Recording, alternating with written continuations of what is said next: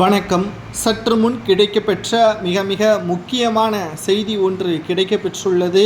அனைத்திந்திய அண்ணா திராவிட முன்னேற்றக் கழகத்தில் OPS அவர்கள் நுழையவே முடியாது, அவருக்கு எந்த ஒரு சலுகையும் இனி அதிமுகவில் கிடைக்க முடியாத அளவிற்கு நீதிமன்றத்தில் வழக்கை தொடர்ந்துள்ளோம் என்று எடப்பாடி கூறி வந்தாலும் OPS அவர்கள் இல்லாமல் வெற்றியடைவது அதிமுக OPS அவர்கள் இல்லாமல் ஒருபோதும் வெற்றியடைவது மிக கடினம் என்பதை நிர்வாகிகளும் மாவட்ட செயலாளர்களும் அதிமுகவின் அவைத்தலைவர் தமிழ்மகன் உசேன் அவர்களிடம் தெரிவித்துள்ளார். இந்த நிலையில்தான் OPS அவர்களுடன் இரகசியமான ஒரு சந்திப்பை நடைமுறைப்படுத்துவதற்கு தூது ஒன்றையும் அனுப்பியுள்ளார் அவைத்தலைவர் தமிழ்மகன் உசேன் அவர்கள். எதற்காக எடப்பாடியை பகைத்து கொள்ள வேண்டும்? அவருடன் சமாதானமாக சென்று அதிமுகவின் முக்கிய பொறுப்பில் நீங்கள் இருந்தால் மீண்டும் அது அதிமுகவிற்கு வெற்றியை தானே தேடித்தரும் என்பதற்கேற்ப இந்த தூது கொடுக்கப்பட்டுள்ளதாக தெரிய வருகிறது.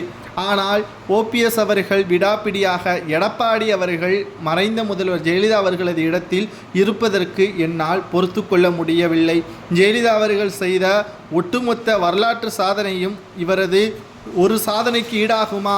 நேற்று வந்தவரை நீங்கள் அரியணையில் அமர்த்தலாம், ஆனால் மறைந்த முதல்வர் ஜெயலலிதா அவர்களது இருந்த இடத்தில் அவரை அமர்த்த முடியுமா என்ற கேள்வியையும் OPS அவர்கள் கேட்டுள்ளார்.